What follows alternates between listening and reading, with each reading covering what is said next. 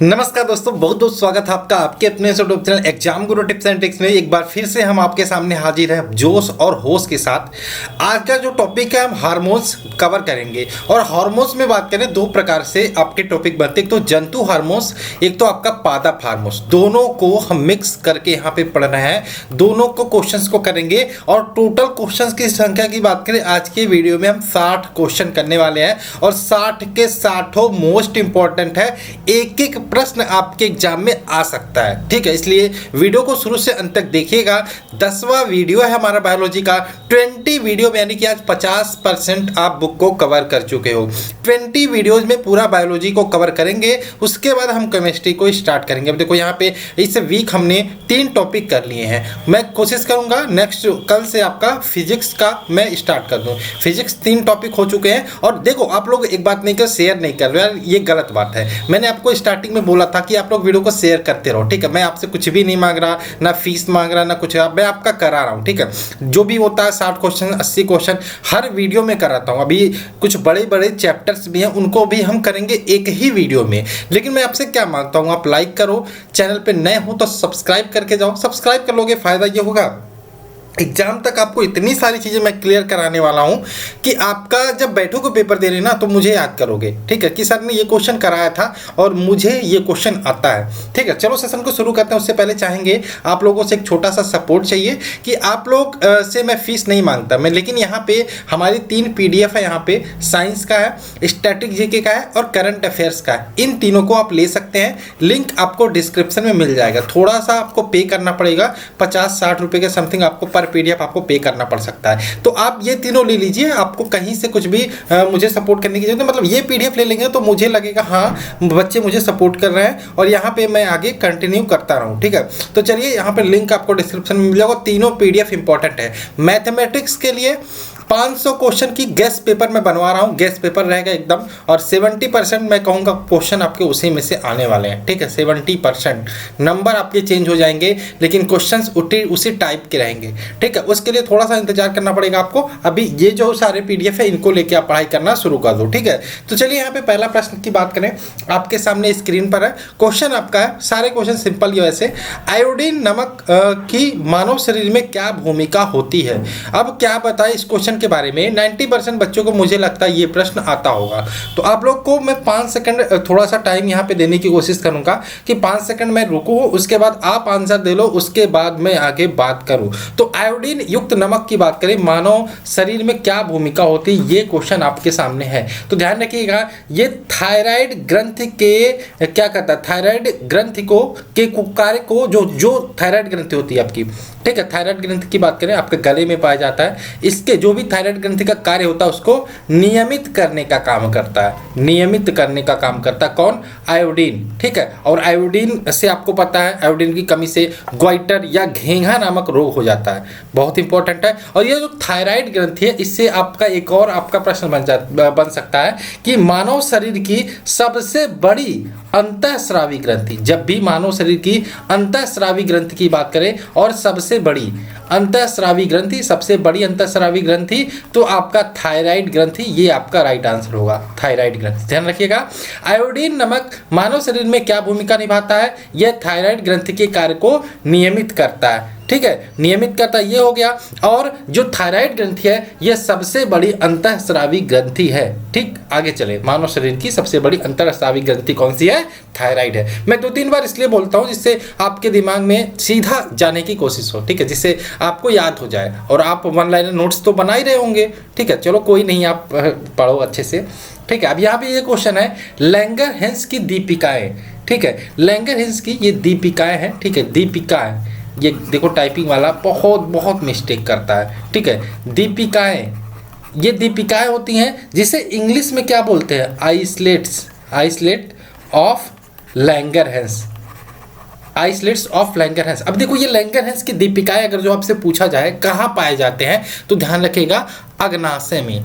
अग्नाशय को हिंदी में, अंग्रेजी में क्या बोलते हैं? पैंक्रियाज। कहाँ पे पाए जाते हैं? पैंक्रियाज या अग्नाशय में पाए जाते हैं। अब लैंगरहैंस की दीपिकाएं अग्नाशय में पाए जाते हैं तो आपके दिमाग में एक क्वेश्चन आना चाहिए, आखिर इस लैंगरहैंस की दीपिकाओं का कार्य क्या होता है? तो बहुत इंपॉर्टेंट कार्य होता है। इसी लैंगरहैंस की दीपिकाओं से एक आपका इंसुलिन स्रावित होता है। क्या स्रावित होता है? इंसुलिन। बहुत इंपॉर्टेंट, इंसुलिन स्रावित होता है और इस इंसुलिन की कमी से क्या हो जाता है? डायबिटीज या मधुमेह हो जाता है। क्या हो जाता है? डायबिटीज या मधुमेह हो जाता है और इस बीमारी को दूर करने के लिए हम इंसुलिन बाहर से लेते हैं इंजेक्शन के द्वारा। ठीक है, ये तो आपको पता होगा। तो लैंगरहैंस की दीपिकाएं कहाँ पाई जाती हैं? अग्नाशय में। और इसी अग्नाशय के लैंगरहैंस की दीपिकाओं से एक आपका इंसुलिन का स्राव होता है और इसी इंसुलिन की कमी से आपका डायबिटीज रोग हो जाता है और इसी डायबिटीज रोग को हम खत्म करने के लिए हम इंसुलिन को लेते हैं इंजेक्शन के द्वारा या गोली के द्वारा।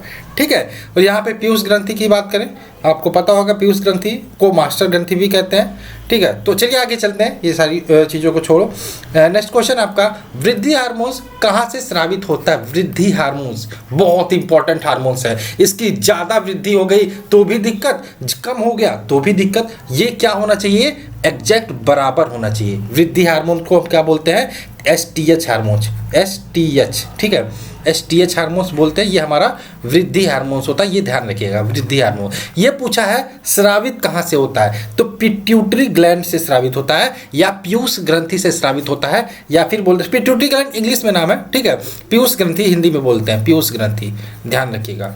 पीयूष ग्रंथि से स्रावित होता है आपका वृद्धि हार्मोन्स। ठीक है, और जैसे कि मैंने बोला इसको STH जो होता है ये वृद्धि हार्मोन्स होता है। STH का पूरा नाम क्या होता है? सोमैटोट्रोपिक हार्मोन्स। सोमैटोट्रोपिक हार्मोन्स। अब यहाँ पे अगर जो हम बात करें STH की, तो STH की अधिकता से क्या होगा?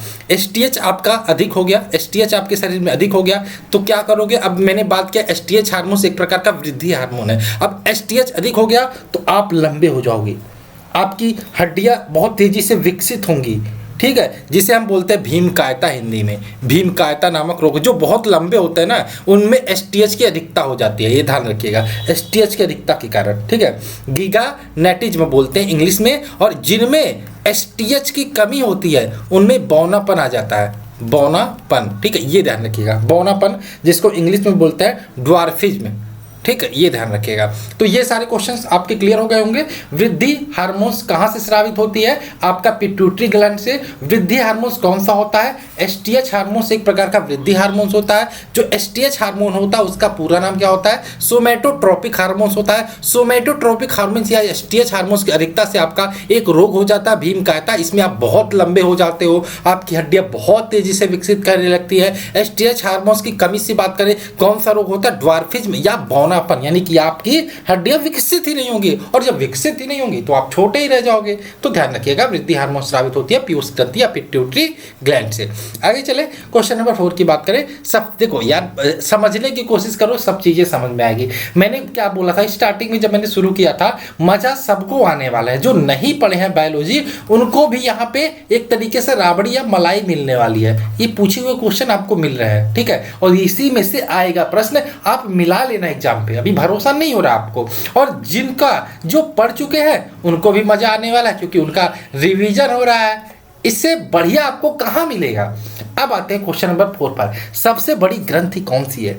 शरीर की, मानव शरीर की सबसे बड़ी ग्रंथि यकृत होती है या लीवर बोलते हैं इसे। ठीक है, लीवर या यकृत, यानी कि ऑप्शन नंबर C इसका राइट आंसर हो जाएगा। ठीक, इसी यकृत से हमारा हिपैरिन नामक जो पदार्थ होता है वो स्रावित होता है। अब हिपैरिन के बारे में हमने डिस्कस किया था जब हमने ब्लड सर्कुलेटरी सिस्टम पढ़ा था, यानी कि परिसंचरण तंत्र पढ़ा था। ये जो हिपैरिन नामक पदार्थ होता है ये शरीर में रक्त को किससे रोकता है? जमने से रोकता है। ठीक, आगे चलें तो यहाँ पे सबसे बड़ी ग्रंथि है आपकी यकृत, सबसे बड़ी ग्रंथि है। ठीक है, अग्नाशय की बात करें, ध्यान रखिएगा अग्नाशय को ये अंतःस्रावी और बहिःस्रावी दोनों प्रकार की ग्रंथि हम मानते हैं। ठीक है, तो यकृत अभी हम देखेंगे, क्वेश्चन आएगा तो उसमें अंतःस्रावी क्या होता है, बहिःस्रावी ग्रंथि क्या होता है। बहुत ही सीधा सा जो आपकी बाहर ग्रंथियाँ स्थित होती है, यानी कि जो अश्रु ग्रंथि होती है, अश्रु यानी बाहर से आपको दिखाई देता है ना, तो वो बहिःस्रावी ग्रंथि हो गई। और बात करें पसीना आपका निकल रहा है तो वो तो दिखाई देता है, तो आपकी कौन सी ग्रंथि हो गई जो पसीना वाला होता है, या आपका बहिस्रावी ग्रंथि, अभी हम देखेंगे इसके बारे में, आप डोंट वरी, टेंशन मत लीजिए। यहाँ पे क्वेश्चन आपका सबसे बड़ी ग्रंथि कौन सी होती है, तो यकृत आप इसे ध्यान रखिएगा, ठीक। आगे चलते हैं। नेक्स्ट आपका निम्नलिखित में से देखो, सारे चैप्टर्स, सारे टॉपिक एक दूसरे से रिलेटेड है। अगर जो रेगुलर कंटिन्यू कंटेंट देखते रहो बहुत फायदा होगा। प्लेलिस्ट भी मैंने बना दी है, अब तो कोई दिक्कत ही नहीं है। टेलीग्राम ग्रुप के बारे में मैं बोलता हूँ बार बार, टेलीग्राम ग्रुप ज्वाइन कर लो, क्योंकि कभी कभी होता है वीडियो के नोटिफिकेशन नहीं जाते हैं, तो आपको टेलीग्राम में वीडियो सेंड कर दिए जाते हैं, PDF भी सेंड कर दिए जाते हैं, आप वहाँ से कर सकते हो। अब देखो निम्नलिखित में से कौन सी ग्रंथि अंतः तथा बहिस्रावी दोनों है, कौन सी ग्रंथि अंतः तथा बहिस्रावी दोनों है। अभी मैंने क्वेश्चन नंबर 4 में डिस्कस किया था, कौन सी ग्रंथि आपका मैंने बताया था अग्नाशय, क्या बताया था, अग्नाशय आपका अंतःस्रावी ग्रंथि और बहिस्रावी ग्रंथि दोनों है। तो इसमें क्या हो जाएगा, आप कहोगे सर जो क्या बोल रहे हो, अग्नाशय तो इसमें दिया ही नहीं है।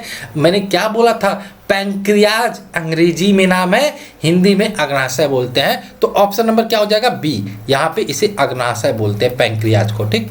तो यहाँ पे क्या हो जाएगा, ऑप्शन नंबर 20 का राइट आंसर हो जाएगा। आगे चले, परमिशन है, चलते हैं। क्वेश्चन नंबर 6 की बात करें, अच्छा लगे तो लाइक कर देना, और ज़्यादा अच्छा लगे तो 5 लोगों को शेयर कर देना। इससे ज़्यादा मैं आपसे कुछ मांग क्या सकता हूँ। PDF तो बोलता हूँ, आप लोग लिखते नहीं हो, खैर कोई नहीं, सीखते रहो, पढ़ते रहो, नौकरी ले लो, और मुझे इससे क्या चाहिए, मुझे इससे ज़्यादा क्या चाहिए, ठीक है। डायबिटीज इंसिपिडस रोग होता है। अब डायबिटीज आया तो आप कहोगे इंसुलिन की कमी से होता है, हाँ सही आंसर ऑप्शन नंबर बी, किसकी कमी से, इंसुलिन की कमी से होता है डायबिटीज इंसिपिडस, ठीक है। आगे चलें, और लैंगरहैंस की दीपिकाओं से साबित होता है कौन, इंसुलिन, और लैंगरहैंस की दीपिकाएं कहाँ पाई जाती है, अग्नाशय में, ठीक। आगे चलते हैं, क्वेश्चन नंबर 7 की बात कर लेते हैं। रक्त में हार्मोन्स निम्नलिखित में से किस तरह उपस्थित रहते हैं, तो इसका आंसर ध्यान रखिएगा, डिनर, मोमोनर, अब तो ये नाम ही कुछ अलग अलग है, डिनर, मोनोमर और पॉलीमर, ये तीनों तरीके से होते हैं। उपयुक्त सभी, यानी कि ऑप्शन नंबर डी इसका राइट आंसर हो जाएगा, ठीक है। रक्त में जो हार्मोन्स होते हैं वो डिनर, मोनोमर और पॉलीमर सभी प्रकार के होते हैं, ऑप्शन नंबर डी इसका राइट आंसर हो जाएगा। आगे बात करें क्वेश्चन नंबर 8 की, मनुष्य में त्वचा का रंग का निरंतर होता है। यहाँ पे एक चीज़ मैंने बताया था, त्वचा का रंग डिपेंड होता है किस पे, डिपेंड होता है आपका मेलानिन पर। इसके बारे में हमने 2-3 बार डिस्कस किया, बहुत इंपॉर्टेंट, ध्यान रखिएगा कि मनुष्य का त्वचा का रंग कैसा होगा, गोरा होगा, काला होगा, ये डिपेंड करता है मेलानिन पर, मेलानिन की अधिकता से, मेलानिन की कमी से। लेकिन क्वेश्चन यहाँ पे दूसरा है, मनुष्य में त्वचा का रंग का निरंतर होता है, किसके द्वारा होता है, पॉलीजेंस के द्वारा, किसके द्वारा, पॉलीजेंस के द्वारा। यहाँ पे क्या होता है, इसका ऑप्शन नंबर सी, पॉलीजेंस के द्वारा। अब मेलानिन के बारे में मैंने बात की, थोड़ा यहाँ पे डिस्कस कर लेते हैं। मेलानिन एक प्रकार का पिगमेंट होता है, क्या होता है, पिगमेंट, इसको इंग्लिश में बोलते हैं मेलानिन, एक प्रकार का पिगमेंट होता है जो कहाँ पाया जाता है, त्वचा के नीचे, मनुष्य के त्वचा के नीचे पाया जाता है। और यह पिगमेंट जितना अधिक होगा मनुष्य उतना काला होगा, ध्यान रखिएगा, और जितना कम होगा उतना गोरा होगा। तो ध्यान रखिएगा, जो आप गोरे हैं तो यानी कि आपके अंदर मेलानिन की कमी है, और आप काले हैं तो मेलानिन पिगमेंट अधिक है। खैर कोई नहीं, मैं काला हूँ मैं मानता हूँ, चलो ठीक है। आगे चले, हम काले हैं तो क्या हुआ, दिल वाले हैं। नेक्स्ट है, फलों को पकाने के लिए किसका उपयोग किया जाता है। ये फलों को पकाने के लिए फलों को पकाने के लिए किसका उपयोग किया जाता है, तो यहाँ पे ध्यान रखिएगा, बहुत इंपॉर्टेंट क्वेश्चन है, बच्चे कंफ्यूज होते हैं। तो अगर जो आपसे पूछे फलों को कृत्रिम रूप से पकाने के लिए किसका उपयोग किया जाता है, तो आप एसिटिलीन लगाओगे, ठीक। लेकिन यहाँ पे किसका उपयोग किया जाता है, एथिलीन दिया तो एथिलीन आप लगाओगे, ऑप्शन नंबर सी इसका राइट आंसर हो जाएगा, ठीक। मीथेन आपको पता होगा CH4 होता है, और इसी मीथेन को हम कीचड़ गैस भी बोलते हैं, इसी मीथेन को मार्स गैस भी बोलते हैं। डायरेक्ट कभी कभी क्वेश्चन पूछ लेता है, मार्स गैस किसे बोलते हैं, ऑप्शन में CH4 मिलेगा या फिर मीथेन मिलेगा। आगे चले, क्वेश्चन नंबर 10 की बात करें, मधुमेह का कारण होता है, ये तो अब बताना नहीं पड़ेगा क्योंकि इसके बारे में हम डिस्कस कर चुके हैं। इंसुलिन की कमी से मधुमेह या डायबिटीज नामक रोग होता है, ऑप्शन नंबर ए इसका राइट आंसर होगा। नेक्स्ट बात करें, मनुष्य के शरीर में सबसे छोटी ग्रंथि की बात हो रही है, तो मनुष्य के शरीर में सबसे छोटी ग्रंथि होती है पिट्यूटरी ग्लैंड। पिट्यूटरी ग्लैंड को हम बोलते हैं पीयूष ग्रंथि, ठीक।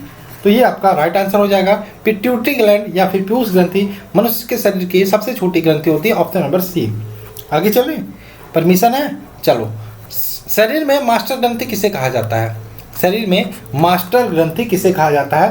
तो ये जो मैंने बोला कि सबसे छोटी ग्रंथि पीयूष ग्रंथि होता है और इसी को हम मास्टर ग्रंथि भी बोलते हैं। किसकी? मास्टर ग्रंथि भी बोलते हैं। यहाँ पे देखो एक ऑप्शन तिल्ली है।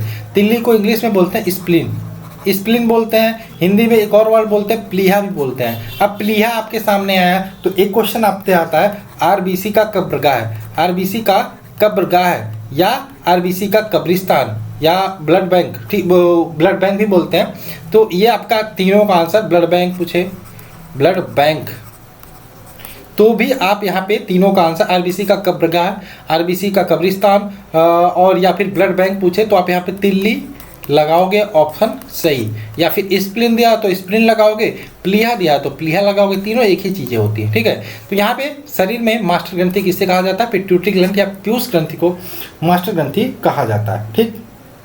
आगे चलें। क्वेश्चन आपका, इंसुलिन निम्नलिखित में से मनुष्य के किस अंग से निकलता है? किस अंग से निकलता है? पैंक्रियाज से निकलता है, आपको पता होगा। पैंक्रियाज में पाई जाती है लैंगरहंस की दीपिकाएं। खैर लैंगरहंस की दीपिकाएं दिया नहीं है, पैंक्रियाज दिया तो ऑप्शन नंबर ए पैंक्रियाज यानी कि अग्नाशय, यहाँ पे आप राइट आंसर लगा सकते हो, ठीक। आगे चलें। लैंगरहंस की दीपिकाएं जो इंसुलिन का स्राव करती है कहाँ स्थित होती हैं? तो ये आपका अग्नाशय यानी कि पैंक्रियाज में स्थित होती है, ऑप्शन नंबर डी का राइट आंसर हो जाएगा। आगे चले क्वेश्चन नंबर 15 की बात कर लेते हैं। निम्नलिखित में से शरीर की द्वितीय सबसे बड़ी ग्रंथि कौन सी है? देखो हमारा इंस्टाग्राम हैंडल है, वहाँ पर भी फॉलो कर लो यार, ठीक है। एग्जाम गुरु SUDHIR1 ये इंस्टाग्राम हैंडल है, फॉलो कर लोगे जो आप चलाते हो, ठीक है। इंस्टा है, टेलीग्राम है, सब जगह फॉलो कर लो, ठीक है। बहुत सारी चीज़ें वहाँ पर भी आपको मिलती रहती हैं। इंस्टा पे रहोगे, हमसे कनेक्ट रहोगे, अच्छी बात रहेगी, ठीक है। जितने लोग देख रहे हो सभी लोग फॉलो कर लो। यहाँ पे क्वेश्चन नंबर 15, निम्नलिखित में से शरीर की द्वितीय सबसे बड़ी ग्रंथि कौन सी है? हमने पहली ग्रंथि की बात कर ली, अब हम द्वितीय ग्रंथि की बात कर लेते हैं। तो ये आपका पैंक्रियाज ही होता है, अग्नाशय होता है, ऑप्शन नंबर डी इसका राइट आंसर हो जाएगा। नेक्स्ट बात करें, क्वेश्चन नंबर 16 है, किस हार्मोन्स द्वारा हृदय स्पंदन तथा रुधिर दाब बढ़ जाते हैं? तो ये ध्यान रखिएगा, एड्रीनल हार्मोन्स द्वारा हृदय स्पंदन और ब्लड प्रेशर, हमारा जो बीपी होता है वो बढ़ जाता है, ठीक है। और यहाँ पे एक और हार्मोन्स है, कल हमने जो टॉपिक किया था बहुत इंपॉर्टेंट टॉपिक था, आप लोगों ने नहीं देखा तो जाके देखो, जो 9 नंबर वीडियो था उसमें हमने क्या किया था, जनन तंत्र यानी कि रिप्रोडक्शन सिस्टम, बहुत इंपॉर्टेंट क्वेश्चन हमने डिस्कस किए थे। रिप्रोडक्शन सिस्टम की बात करें उसमें हमने बताया था एस्ट्रोजन के बारे में। एस्ट्रोजन हार्मोन्स ये महिलाओं में पाया जाता है, महिलाओं में पाया जाता है एस्ट्रोजन हार्मोन्स। और जो महिलाओं की जो मेंस्ट्रुएशन साइकिल होती है, ठीक है, मेंस्ट्रुएशन साइकिल जिसे एमसीवी बोलते हैं, उनको नियंत्रित करने का काम करता है कौन? Oestrogen hormones. बहुत इंपॉर्टेंट है, इसको आप ध्यान रखिएगा। और किस हार्मोन्स द्वारा हृदय स्पंदन तथा रुधिर दाब बढ़ जाते हैं? एड्रीनल हार्मोन्स द्वारा, ऑप्शन नंबर 20 का राइट आंसर हो जाएगा, ठीक, एड्रीनल हार्मोन्स के द्वारा। आगे चलते हैं। आगे है क्वेश्चन नंबर 17 की बात करें, इसको देखो, ये इस प्रकार के प्रश्न इंपॉर्टेंट है, इस प्रकार के प्रश्न अब एग्जाम में पूछे जा रहे हैं। पहले ऐसे प्रश्न आते थे, ठीक है, लेकिन अब जो प्रश्न पूछे जा रहे हैं एग्जाम में इस प्रकार से, सूची को मिलान करो तो आपको सब कुछ पढ़ना पड़ेगा। ऐसा नहीं आप 2 टॉपिक छोड़ के कहीं से भी आपको, इसमें देखो ऐसा है ना, इसमें 2 भी आते हो तब भी आप तुक्का थोड़ा बहुत लगा सकते हो, लेकिन आना चाहिए, पढ़ोगे तभी चीज़ें आएंगी। लैंगरहंस की दीपिकाएं अब किससे मिलाओगे? कहोगे लैंगरहंस की दीपिकाओं से तो इंसुलिन का स्राव होता है, तो पहले को को आप 4 से मिला लोगे, ये तो आपको पता है। पीयूष ग्रंथि की बात करें तो पीयूष ग्रंथि से आपका वृद्धि हार्मोन, हमने STH हार्मोन्स के बारे में डिस्कस किया, तो वृद्धि हार्मोन स्रावित होता है, इसको भी मिला लोगे। थायराइड ग्रंथि से बात करें, कौन सा हार्मोन स्रावित होता है? कैलिस्ट्रॉन यानी कि ऑप्शन नंबर ई, इसको तो हमने डिस्कस नहीं किया इस वीडियो में। और एड्रिनल ग्रंथि की बात करें, यहाँ पे क्या स्रावित होता है? एपिनेफ्रिन यानी कि ऑप्शन नंबर 2 से इसको मिला दोगे। अब यहाँ पे कौन सा सही हो जाएगा? ऑप्शन नंबर सी इसका राइट आंसर हो जाएगा। इसको आप लोग लिख लीजिएगा, ठीक है, मैच करके सही से लिख लीजिएगा, उसको आप लोग याद कर लीजिएगा। आगे चले क्वेश्चन नंबर 18 की बात कर लेते हैं। मानव शरीर में रक्तचाप को कौन नियंत्रित करता है? ये बताना आपको, ठीक है। रक्तचाप को नियंत्रित किसके द्वारा होती है? ये होती है एड्रीनल ग्लैंड के द्वारा। किसके द्वारा? एड्रीनल ग्लैंड के द्वारा। और इसी एड्रीनल ग्लैंड से हमारा एड्रीनल हार्मोन्स स्रावित होती है। तो जो रक्तचाप होती है वो नियंत्रित होती है आपका एड्रीनल ग्लैंड के द्वारा, ऑप्शन नंबर बी, ठीक। आगे चलते हैं, कोई दिक्कत नहीं। ये हमारा है क्वेश्चन नंबर 19, ठीक है। इंसुलिन के उपापचय को नियंत्रित करता है। इंसुलिन के उपापचय को नियंत्रित करता है। तो इंसुलिन किसके उपापचय को नियंत्रित करता है? शुगर की। शुगर यानी कि शर्करा। ऑप्शन नंबर ए हो जाएगा, ठीक। शुगर या शर्करा। मुझे नहीं लगता कि इस टॉपिक से प्रश्न आएगा एग्जाम में, आपका गलत करके आओगे। वीडियो को 2 बार देख लो और अच्छा लगे नोट्स बना लेना। देखो मैं सब आपके फायदे के लिए बोलता हूँ, नोट्स मैं बार बार बोलता हूँ इसलिए क्योंकि आपका फायदा होगा। एग्जाम टाइम पे आप तेजी से रिविजन कर पाओगे। मेरा क्या जाता, आप पढ़ो, वीडियो देखो, कोई मतलब नहीं है, मत बनाओ नोट्स, आपकी गलती। फिर एग्जाम टाइम में मुझे मत कोसना क्योंकि मैं आपको सब करा रहा हूँ। यहाँ पे बात करें, फलों को पकने से पहले, पेड़ों पर से फलों पकते हैं, पकनों से पकने से पहले गिर जाते हैं, उनको रोकने के लिए क्या किया जाता है? तो ऑक्सीजन का छिड़काव किया जाता है। यानी कि ऑप्शन नंबर 20 का राइट आंसर हो जाएगा। ऑक्सीजन का छिड़काव द्वारा फलों को पकने से पहले गिरने से रोका जाता है। ऑप्शन नंबर 20 का राइट आंसर होगा।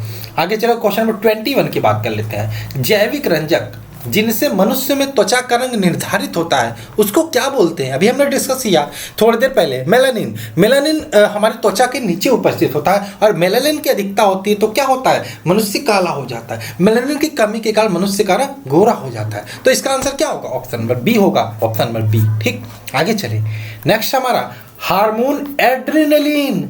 एड्रेनलिन का कार्य क्या होता है? कब स्रावित होता है? जब हम बहुत गुस्से में होते हैं, चिंतित होते हैं, मानव त्वचा के स्तर का क्या मतलब इसमें बहुत तेजी से स्राव होता है। इसको इमरजेंसी हार्मोन्स भी बोलते हैं। क्या बोलते हैं? ध्यान रखिएगा, बहुत इंपॉर्टेंट है। इसी एड्रेनलिन हार्मोन्स को हम इमरजेंसी हार्मोन्स भी बोलते हैं। हिंदी में इसको लड़ो या उड़ो हार्मोन्स भी बोलते हैं, ठीक है, ध्यान रखिएगा। लड़ो या उड़ो हार्मोन्स बोलते हैं, इमरजेंसी हार्मोन्स बोलते हैं। और क्या होता है, कब स्रावित होता है? जब हम बहुत गुस्से में होते हैं, चिंतित होते हैं या तनाव के स्तर से समंजन में शरीर की सहायता करता है। यानी कि तनाव जब स्थिति होती है तो हमारे शरीर का समंजन रखने में सहायता करता है। ऑप्शन नंबर 20 का आंसर हो जाएगा, ठीक।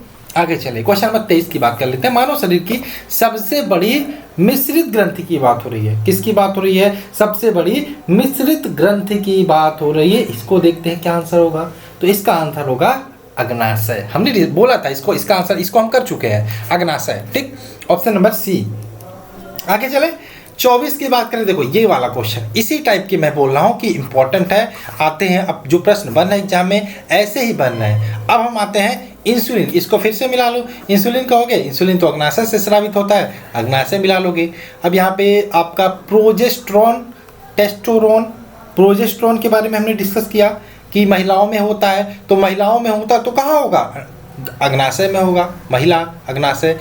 और ये प्रोजेस्टेरोन के बारे में हमने डिस्कस किया कि प्रोजेस्टेरोन महिलाओं में होता है और प्रोजेस्टेरोन का काम क्या होता है इसके बारे में भी हमने बात किया था, ठीक है। अब यहाँ पे टेस्टोस्टेरोन, टेस्टोस्टेरोन जो हार्मोन्स होता है ये पुरुषों में होता है। और पुरुषों में कहाँ होता है? वृषण में या अंडाशय में, ठीक है। वृषण में या अंडाशय में ये टेस्टोस्टेरोन हार्मोन्स पाया जाता है, ठीक। आगे है थायरॉक्सिन की बात करें। ये थायरॉक्सिन जो होता है थायराइड ग्रंथि से स्रावित होता है, ये भी मिला लोगे। तो इसका आंसर क्या हो जाएगा? इसका आंसर ऑप्शन नंबर ए हो जाएगा, ठीक। ऑप्शन नंबर ए हो जाएगा। आगे चले क्वेश्चन नंबर 25 की बात कर लेते हैं। निम्नलिखित रसायनों में से किसका फल पक्कन मतलब फल पकाने हेतु उपयोग किया जाता है? इसका आंसर आपको बताना है। तो यहाँ पे इसका आंसर होगा इथेफॉन। क्या होगा? इथेफॉन। इसी को हम इथेफॉन को हम क्या बोलते हैं? इथिलीन भी बोलते हैं। क्या बोलते हैं? इथिलीन भी हम बोलते हैं। तो ऑप्शन नंबर ए इसका राइट आंसर होगा। कृत्रिम रूप से पकाने के लिए पूछे तो आप एसीटिलीन लगा सकते हो। खैर एसीटिलीन तो ऑप्शन में भी नहीं है, तो इथेफॉन या इथिलीन इसका आंसर सही हो जाएगा, ठीक। आगे चले क्वेश्चन नंबर 26 की बात कर लेते हैं। अग्नाशय किसे स्रावित करता है? तो ये तो आप कर लोगे। अग्नाशय इंसुलिन को स्रावित करता है और जो इंसुलिन का काम क्या होता है? ब्लड में ग्लूकोज की मात्रा को कंट्रोल करना या नियंत्रित करना, ठीक। आगे चलते हैं। पित्त यहाँ पे है, पित्तरस है। पित्तरस की जब भी बात, पित्तरस कहाँ से स्रावित होता है? यकृत से। और यकृत में स्रावित होता है लेकिन इकट्ठा कहाँ होता है, जमा कहाँ होता है? पित्ताशय में। पित्ताशय में ये जमा होता है, ठीक। आगे चलें। नेक्स्ट है आयोडीन की कमी का कारण क्या होता है?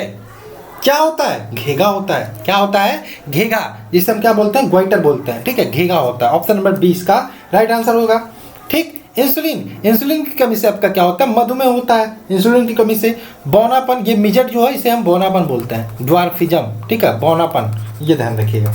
आगे चलें। कैलस निर्माण के लिए सर्वाधिक शक्तिमान ऑक्सीजन है।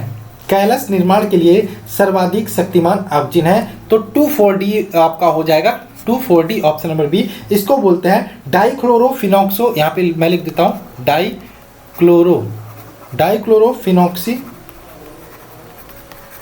Acetic acid. ठीक, ये सर्वाधिक शक्तिमान ऑक्सीजन है किसके लिए? कैलस निर्माण के लिए। ठीक, आगे चलें। क्वेश्चन नंबर आपका 29 है, एसटीएच हार्मोन स्रावित होता है। एसटीएच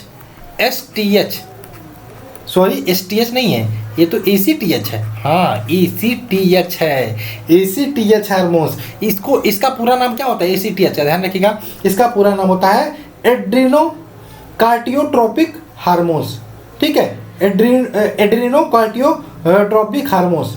ये कहाँ से स्रावित होता है? पीयूष ग्रंथि या पिट्यूटरी ग्लैंड। ये छोटी सी ग्रंथि होती है पीयूष ग्रंथि, और इससे बहुत सारे हार्मोन स्रावित होते हैं। बहुत इंपॉर्टेंट है, ठीक है, ध्यान रखिएगा।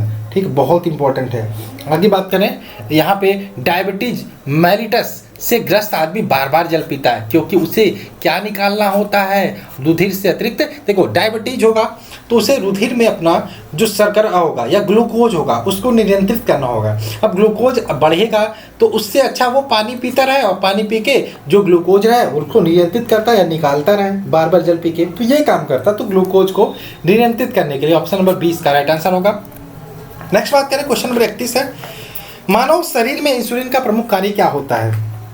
तो इंसुलिन का प्रमुख कार्य होता है शरीर में शर्करा के स्तर को नियंत्रित करना, यानी कि ऑप्शन नंबर सी। नेक्स्ट चलते हैं, थायरॉक्सिन हार्मोन स्रावित किया जाता है।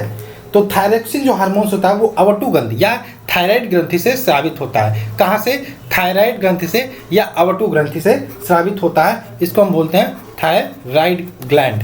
ठीक, थायराइड ग्लैंड बोलते हैं या अवटु ग्रंथि, इससे स्रावित होता है आपका थायरॉक्सिन हार्मोन्स। 33 की बात कर लेते हैं। जब वो कोई व्यक्ति रोता है तो इसके संक्रियण के कारण नाक से जल विसर्जन होता है। किसके संक्रियण के कारण नाक से जल विसर्जित होता है? तो अश्रुकारी ग्लैंड पाए जाते हैं हमारे, अश्रुकारी या लैक्राइमल, लैक्राइमल। ठीक है, लैक्राइमल ग्लैंड बोलते हैं जिसे।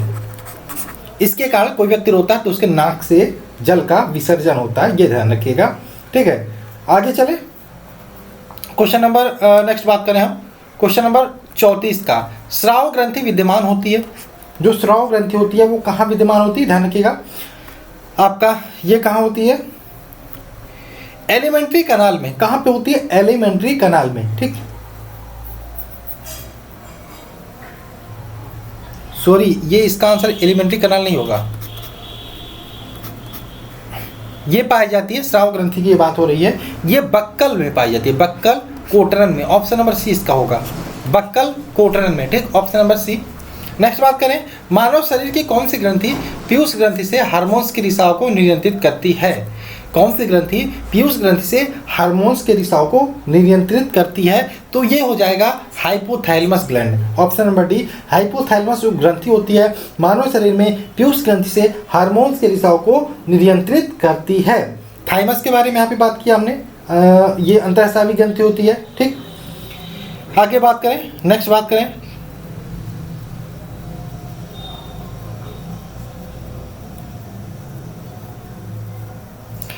प्रकाशानुवर्ती संचलन किसके द्वारा नियंत्रित किया जाता है? प्रकाशानुवर्ती संचलन किसके द्वारा नियंत्रित किया जाता है? तो ये ध्यान रखिएगा, ये नियंत्रित किया जाता है ऑक्सीजन द्वारा। ऑक्सीजन एक प्रकार का प्लांट हार्मोन होता है, ध्यान रखिएगा, ये ऑक्सीजन के द्वारा नियंत्रित किया जाता है प्रकाशानुवर्ती संचलन। ठीक है, इसका मतलब क्या होता है?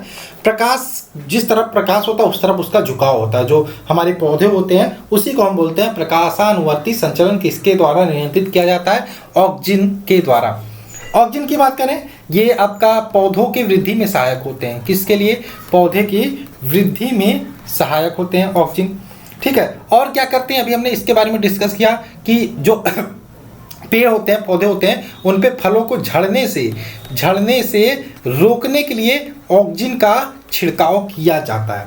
जिब्रेलिन की बात कर लेते हैं, जिब्रेलिन भी बहुत इंपॉर्टेंट है। यह जो पेड़ पौधे होते हैं, पौधों के बड़े आकार के लिए जिम्मेदार होते हैं, बड़े आकार के लिए जिम्मेदार होते हैं जिब्रेलिन, इसके लिए सहायक भी होते हैं। ठीक, आगे चलते हैं। साइटोकाइनिन ध्यान रखिएगा, साइटोकाइनिन पौधों में कोशिका विभाजन में सहायक होते हैं और बीज के अंकुरण में भी ये साइटोकाइनिन जो होते हैं वो सहायक होते हैं। और एथिलीन तो आपको पता होगा, ये गैसीय अवस्था में पाए जाने वाला हार्मोन्स है जो फलों की पकाने में भी सहायक होता है एथिलीन। ठीक, आगे चलें, क्वेश्चन नंबर 37 की बात करें। दुग्धजनक हार्मोन्स का स्राव कहाँ से होता है? तो दुग्धजनक हार्मोन्स का स्राव होता है स्तन ग्रंथि से, यानी कि ऑप्शन नंबर सी। नेक्स्ट बात करें, अग्नाशय कौन सा रस निश्रित करता है, कौन सा रस स्रावित करता है? तो अग्नाशय की बात करें, इसका आंसर आपका यहाँ पे पाचक रस भी हो जाएगा और यहाँ पे अग्नाशय से इंसुलिन भी स्रावित होता है, यानी कि ऑप्शन नंबर सी। और यहाँ पे ये ए दोनों हो जाएगा। ठीक है, सी और ए दोनों हो जाएगा, इसको ध्यान रखिएगा। इनमें से कोई नहीं कह सकते। पित्तरस नहीं होता, पित्तरस आपको पता कहाँ से स्रावित होता है, यकृत से होता है। तो अग्नाशय से आपका पाचक रस भी स्रावित होता है और इंसुलिन दोनों स्रावित होता है। ठीक है, आगे चलें। नेक्स्ट बात करें, शरीर के किस अंग की खराबी से मधुमेह रोग का प्रकोप होता है? तो ये आपको पता होगा। ठीक है, पैंक्रियाज या अग्नाशय, ऑप्शन नंबर बी। नेक्स्ट बात करें, क्वेश्चन नंबर 40, थायराइड ग्रंथि का स्थान कहाँ होता है? तो थायराइड ग्रंथि का स्थान होता है गला, ऑप्शन नंबर बी। नेक्स्ट चलिए, क्वेश्चन नंबर 41 है, कौन सा अंग एक ग्रंथि नहीं है? कौन सा अंग एक ग्रंथि नहीं है? तो यहाँ पे इसको बताना आपका, तो पित्ताशय, इसका आंसर जगह पित्ताशय एक प्रकार की ग्रंथि नहीं है। ठीक है, ऑप्शन नंबर डी। पित्ताशय जिसको गाल ब्लैडर भी बोलते हैं, ये क्या काम करता है? देखो, यकृत से हमारा जो पित्तरस निकलता है, क्या निकलता है? पित्तरस निकलता है यकृत से, पित्तरस यकृत से निकलता है और इसको जमा करने का काम पित्ताशय करता है। कौन करता है? पित्ताशय करता है। ठीक है, पित्त की अगर जो हम बात करें, पित्त का पीएच अगर जो पूछ ले, पीएच वैल्यू, तो 7.7 होता है। ठीक है, 7.7 का मतलब एक प्रकार का क्षारीय होता है। 7 से कम होगा तो अम्लीय, 7 से ज़्यादा होगा क्षारीय होगा। पीले कलर का होता है, पीले हरे कलर का मिश्रण होता है। ठीक है, आगे बात करें, क्वेश्चन नंबर 42, इंसुलिन की खोज के लिए किसको नोबेल प्राइज मिला था? बहुत इंपॉर्टेंट क्वेश्चन हो गया। तो बैटिंग और बेस्ट, ये दोनों मिल के इंसुलिन की खोज किए थे, लेकिन इसके लिए इनको क्या मिला था? नोबेल प्राइज मिला था। बहुत इंपॉर्टेंट प्राइज होता है। और एक बताओ, जो कोरोना वायरस की वैक्सीन के बारे में चर्चा चली, जिसने भी खोजा उसका तो नोबेल पक्का है, क्योंकि बहुत बड़ी खोज होगी। इंसुलिन की खोज के लिए किसको नोबेल प्राइज से सम्मानित किया गया? ध्यान रखिएगा, फ्रेडरिक बैटिंग को। फ्रेडरिक बैटिंग यानी कि ऑप्शन नंबर ए, किसके द्वारा खोजा गया था? बैटिंग और वेस्ट दोनों ने मिलकर खोजा था 1921 में। ठीक, आगे चले, क्वेश्चन नंबर 43 है, गर्भ निरोधक गोलियों में शामिल होता है। अब इसके बारे में हमने रिप्रोडक्शन सिस्टम का टॉपिक कल मैंने डिस्कस किया था, उसमें भी हमने बात किया था। तो क्या शामिल होता है? प्रोजेस्टेरोन और एस्ट्रोजन दोनों का मिश्रण होता है। ठीक, ऑप्शन नंबर सी इसका राइट आंसर हो जाएगा। नेक्स्ट चले, गर्भ निरोधक गोलियों का काम क्या होता है? अनचाहे गर्भ को रोकने के लिए ये होता है ना। हाँ, नेक्स्ट बात करें, क्वेश्चन नंबर 44, निम्नलिखित में से कौन सा हार्मोन थायराइड ग्रंथि द्वारा स्रावित नहीं होता? कौन सा हार्मोन थायराइड ग्रंथि द्वारा स्रावित नहीं होता? तो ध्यान रखिएगा, ये सारे होते हैं आपका, थायरोक्सिन स्रावित नहीं होता। ठीक है, ऑप्शन नंबर ए, थायरोक्सिन। चले आगे, नेक्स्ट आपका, निम्नलिखित में से किस उच्च स्तर में उपस्थित, किसकी उच्च स्तर से की उपस्थिति से डायबिटीज या मधुमेह हो जाता है? तो ये तो सबको पता होगा, किसकी उपस्थिति से? तो ये हो जाएगा ग्लूकोज। ग्लूकोज यानी कि ऑप्शन नंबर सी, ग्लूकोज के उच्च स्तर की उपस्थिति से मधुमेह या डायबिटीज होता है। ठीक, आगे चलें। नेक्स्ट हमारा क्वेश्चन नंबर 46 है, मनुष्य के शरीर की वह ग्रंथि जो एंजाइम और हार्मोन्स दोनों को स्रावित करती है। मनुष्य के शरीर की वह ग्रंथि जो एंजाइम और हार्मोन्स दोनों को स्रावित करती है, तो अग्नाशय होता है। क्या होता है? अग्नाशय, जिसको हम पाचक ग्रंथि भी बोलते हैं, जिसको हम पैंक्रियाज भी बोलते हैं, ये दोनों को स्रावित करती है। ठीक, आगे चलें। नेक्स्ट हमारा है, मनुष्य में के नवजात शिशु को स्तन ग्रंथि से निकलने वाले पहले स्राव को पिलाया जाता है। ये तो बोला जाता है कि माँ जब बच्चे को जन्म देती है तो पहली बार माँ का दूध ही पिलाया जाता है, वो बहुत फायदेमंद होता है। अब बच्चा जब पृथ्वी पर आता है, जन्म लेता है, तो उसमें बहुत सारे मतलब रोग, आपको पता है पृथ्वी पर बहुत सारे रोग होते हैं, तो उनसे रोगों को लड़ने की क्षमता तो नहीं होती।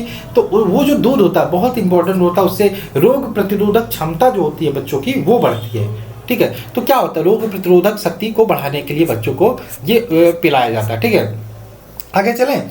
नेक्स्ट हमारा है, निम्नलिखित में से कौन सा हार्मोन पिट्यूटरी ग्लैंड द्वारा स्रावित नहीं किया जा सकता? तो इसको ध्यान रखिएगा, सोमाटोस्टिन। ठीक है, सोमाटोस्टिन, ये इस option number D right answer हो जाएगा। ये पिट्यूटरी ग्लैंड द्वारा स्रावित नहीं किया जा सकता। नेक्स्ट बात करें, उस तापमान का माप कितना होता है? मानव शरीर का नॉर्मल टेम्परेचर ये पूछा जा रहा है, तो ये तो सबको पता होगा 98.6 डिग्री। ठीक है, ये आपका फ़ारेनहाइट में पूछे तो 98.6 डिग्री फ़ारेनहाइट होता है। ठीक है, डिग्री सेल्सियस में पूछे तो ध्यान रखिएगा 37 डिग्री सेल्सियस ये होता है। केल्विन में पूछे तो 310 केल्विन होता है। तीनों आप याद रखिएगा। इसमें फ़ारेनहाइट में पूछा तो ऑप्शन नंबर इसका सी लगा दोगे। ठीक, क्वेश्चन नंबर 50 की बात कर लेते हैं। मनुष्य में अंतःस्रावी ग्रंथि नहीं है, इनमें से कौन सी अंतःस्रावी ग्रंथि नहीं है ये बताना है। तो अंतःस्रावी ग्रंथि नहीं है ये बताना, तो ध्यान रखिएगा यकृत। क्या? यकृत। ठीक है, यह अंतःस्रावी ग्रंथि नहीं है, ऑप्शन नंबर डी। ठीक है, और यकृत जो होती है मानव शरीर की सबसे बड़ी ग्रंथि भी होती है। यकृत के वजन की बात करें 1.5 से 2 किलो के समथिंग होता है। ठीक है, पित्त रस का जो स्राव होता है कहाँ से होता है? यकृत से ही होता है। आगे बात करें, नेक्स्ट है पौधों में उपस्थित हार्मोन्स जिसके कारण वे प्रकाश की ओर झुक जाते हैं। ठीक है, ये बताना है आपको। तो ये अभी हमने डिस्कस किया था, जो ऑक्जिन के बारे में आया था, तो ऑक्जिन होता है। ठीक है, ऑक्जिन प्रकाशानुवर्ती, याद करिए। तो ऑक्जिन इसके लिए जिम्मेदार होता है, ऑप्शन नंबर डी इसका राइट आंसर हो जाएगा। ठीक है, ऑक्जिन की खोज आपसे पूछ ले, ध्यान रखिएगा किसने किया था? डार्विन ने किया था। ठीक है, आगे बात करें, वृद्धि हार्मोन्स का कार्य क्या होता है? वृद्धि हार्मोन्स का कार्य क्या होता है? तो वृद्धि हार्मोन्स क्या करते हैं? कभी कभी प्रोत्साहक और कभी कभी अवरोधक के रूप में कार्य करते हैं। कभी कभी प्रोत्साहक, कभी कभी अवरोधक के रूप में कार्य करते हैं। ऑप्शन नंबर 20 का राइट आंसर हो जाएगा। क्या मैंने बोला? मैंने बोला आपको, जब वृद्धि हार्मोन्स के बारे में हमने डिस्कस किया था, सोमेटोट्रोपिक हार्मोन यानी कि एसटीएच हार्मोन्स के बारे में डिस्कस किया था। और जो एसटीएच हार्मोन्स होता है एक प्रकार का वृद्धि हार्मोन्स होता है। इसकी अधिकता से क्या होता है? व्यक्ति लंबा हो जाता है, हड्डियां अनियमित तरीके से वृद्धि होती हैं। ठीक है, लंबा हो जाता है, अनियमित तरीके से बहुत लंबा हो जाता है, वृद्धि हो जाती है। और जब कमी होती है तो ड्वार्फिज्म यानी कि बौनापन आ जाता है। ठीक है, ये ध्यान रखिएगा। आगे बात करें, पौधों में बौनापन निम्नलिखित में से किस उपचार द्वारा नियंत्रित किया जा सकता है? तो बौनापन जो होता है वो जिब्रेलिन हार्मोन्स के छिड़काव से नियंत्रित किया जा सकता है। जिब्रेलिन अम्ल, ऑप्शन नंबर, ये हार्मोन्स नहीं है, अम्ल है। ठीक है, जिब्रेलिन अम्ल, ऑप्शन नंबर सी। ये अम्ल होता है, ये जिब्रेलिन अम्ल के छिड़काव से किया जा सकता है। ठीक है, ये अम्लीय होता है लेकिन इसको हार्मोन्स ही बोलते हैं। ठीक है, हार्मोन्स। और चलिए आगे चलते हैं। और ये जो जिब्रेलिन्स होता है, मैंने क्या बोला यहाँ पे? बौनापन, यानी कि ये बौने पौधों को लंबा कर देता है। कौन? जिब्रेलिन। और ऑक्जिन के बारे में हमने क्या डिस्कस किया था? ऑक्जिन यह फलों की वृद्धि में सहायक होता है और यह फसलों को गिरने से बचाता है। ठीक है, और एथिलीन के बारे में डिस्कस किया था। ये जो एथिलीन दिया है, ये इसका क्या काम होता है? ये फलों को पकाने में सहायता करता है। आगे क्वेश्चन नंबर 54 के बारे में डिस्कस कर लेते हैं। निम्नलिखित में से कौन से जानवरों में पाया जाने वाला हार्मोन्स नहीं है? कौन सा जानवरों में? देखो यहाँ पे क्या बोला था मैंने? ऑक्जिन। ऑक्जिन एक प्रकार का पौधों में पाया जाने वाला हार्मोन्स है, तो ऑक्जिन आपका जानवरों में नहीं पाया जाता। इंसुलिन हो गया, थायरॉक्सिन हो गया, एड्रेनालिन हो गया, ये जानवरों में पाया जाता है। ठीक, पौधों में कौन कौन से हार्मोन्स पाए जाते हैं इसको एक बार देख लेते हैं। तो पौधों की बात करें, ऑक्जिन पाया जाता है। ध्यान रखिएगा, ऑक्जिन, जिब्रेलिन, इन सब के कार्य भी आपको पता होना चाहिए। जिब्रेलिन हो गया, साइटोकाइनिन होता है, ये सारे पौधे वाले हार्मोन्स है। साइटोकाइनिन हो गया। ठीक, एबीसिसिक होता है, एबसिसिक होता है, और आपका एथिलीन होता है, ये भी ध्यान रखिएगा, एथिलीन। ये सारे आपके पौधों में पाए जाने वाले हार्मोन्स है। ठीक, आगे चलें। क्वेश्चन नंबर 55 की बात कर लेते हैं। रक्त में शर्करा या शुगर के स्तर में वृद्धि का पता किसकी कोशिकाओं द्वारा चलता है? किसकी कोशिकाओं द्वारा चलता है? तो ये तो सबको पता हो गया, अभी इस वीडियो को देखने के बाद बताने की जरूरत नहीं पड़ेगी, अग्नाशय या पैंक्रियाज। आगे चले, निम्न में से कौन सा हार्मोन्स युवावस्था के समय लड़कों में दिखाई देने वाली उपस्थिति में बदलाव लाता है? तो कौन लाता है? तो टेस्टोस्टेरोन हार्मोन्स। टेस्टोस्टेरोन यानी कि ऑप्शन नंबर ए इसका राइट आंसर हो जाएगा। ठीक है, टेस्टोस्टेरोन को कार्य काम होता है वृषण। ठीक है, जो अंडाशय, जो अंडाणु होता है मनुष्य का मेल की बात हो रही है, उसमें जो होता है मुख्य कार्य जो शुक्राणुओं का निर्माण करना, ये जो टेस्टोस्टेरोन होता है शुक्राणु। ठीक है, ये जो वृषण, मैं यहाँ पे समझाने की कोशिश कर, जो अंडाणु होता है, अंडाणु या फिर अंडकोश जिसको बोलते हैं, सॉरी अंडकोश बोलते हैं। अंडकोश बोलते हैं या वृषण बोलते हैं, ये वृषण भी बोलते हैं, जो मेन नाम वैज्ञानिक नाम वृषण आपको पता होगा, ठीक है। तो वृषण का मुख्य कार्य क्या होता है? शुक्राणुओं का निर्माण करना, शुक्राणु का निर्माण करना या स्पर्म का निर्माण करना, शुक्राणु का निर्माण करना, या और ये जो टेस्टोस्टेरोन हार्मोन्स के बारे में हमने डिस्कस किया उसकी उत्पत्ति करना, टेस्टोस्टेरोन, ठीक है। और यही जो टेस्टोस्टेरोन हार्मोन्स होते हैं युवावस्था के समय लड़कों में दिखाई देने वाली उपस्थिति में बदलाव लाता है, यानी कि ऑप्शन नंबर ए इसका राइट आंसर हो जाएगा, ठीक। आगे चलें, क्वेश्चन नंबर 57 है, अग्नाशयी रस किसमें मौजूद एंजाइम प्रोटीन को एमिनो एसिड में परिवर्तित कर देता है? तो अग्नाशयी रस में मौजूद कौन सा ऐसा, तो ट्रिप्सिन इसका राइट आंसर हो जाएगा, ट्रिप्सिन एंजाइम, ठीक है। ट्रिप्सिन एंजाइम जो होता है वो अग्नाशयी रस में मौजूद प्रोटीन को एमिनो एसिड में परिवर्तित कर देता है। आगे चलें, क्वेश्चन नंबर 58 की बात कर लेते हैं। इनमें से मास्टर ग्रंथि है, कौन सी मास्टर ग्रंथि भी कहा जाता है? एक अंतः, मतलब कौन सा ऐसा ग्रंथि है जिसे मास्टर ग्रंथि भी कहा जाता है और वह एक अंतःस्रावी ग्रंथि भी है? अब यहाँ पे मैंने बोला था अंतःस्रावी ग्रंथि को दो भागों में बांटा जाता है, एक तो बहिस्रावी ग्रंथि, एक तो अंतःस्रावी ग्रंथि। बहिस्रावी ग्रंथि जो बाहर से दिखाई देते हैं, जैसे दूध ग्रंथि हो गया, श्वेत ग्रंथि हो गया, अश्व ग्रंथि हो गया, लाल ग्रंथि होगी, इस समय हमें दिखाई देते हैं बाहर से। और अगर जो हम बात करें अंतःस्रावी ग्रंथि की, तो पीयूष ग्रंथि हो गया, अवटु ग्रंथि हो गया, परावटु ग्रंथि हो गया, ये सारे आपके अंतःस्रावी ग्रंथि के अंतर्गत आते हैं। लेकिन क्वेश्चन आपका है कौन सी ऐसी ग्रंथि जिसे मास्टर ग्रंथि भी कहते हैं और एक अंतःस्रावी ग्रंथि भी माना जाता है? तो यहाँ पे आपका क्या हो जाएगा इसका आंसर? श्लेष्मा ग्रंथि, ऑप्शन नंबर सी, ठीक। नेक्स्ट बात करें, क्वेश्चन नंबर 59 है, टेस्टस में से कौन सा हार्मोन मुक्त किया जाता है? टेस्टस में से कौन सा हार्मोन मुक्त किया जाता है? तो यहाँ पे इसका आंसर होगा टेस्टोस्टेरोन, टेस्टोस्टेरोन यानी कि ऑप्शन नंबर ए। नेक्स्ट बात करें, टेस्टोस्टेरोन एक नर सेक्स हार्मोन्स है, ये कहाँ संश्लेषित होता है? तो ये होता है वृषण से, ऑप्शन नंबर ए इसका राइट आंसर हो जाएगा। तो ये इतने ही क्वेश्चन थे, 60 क्वेश्चन हमने डिस्कस किए और आपसे मैं यही ख्वाहिश करूंगा कि आप वीडियो को लाइक करोगे, देखोगे और शेयर आप जरूर करोगे जो भी आपके दोस्त फ्रेंड्स तैयारी करते हैं उनके साथ, क्योंकि ठीक है शेयर करते हो तो मुझे मोटिवेशन मिलता है, मेरा भी मन करता है और अच्छे तरीके से कराऊँ। अब जब ये सब भी थोड़ा सा इतना सा सपोर्ट आप नहीं करोगे तो मैं क्या करूँगा, मेरा भी मन थोड़ा सा डिमोटिवेट होगा। खैर कोई नहीं, मैं आपका सिलेबस कंप्लीट करूँगा, बने रहो हमारे साथ, मिलते देखते रहो हर वीडियो, लाइक भी कर देना, सब्सक्राइब कर देना नहीं हो तो, और जो भी फ्रेंड्स रिलेटिव दोस्त तैयारी करते हैं उनके साथ आप सब्सक्राइब करवाना मत भूलना। चलिए मिलते हैं नेक्स्ट वीडियो में। जय हिंद दोस्तों, जय भारत।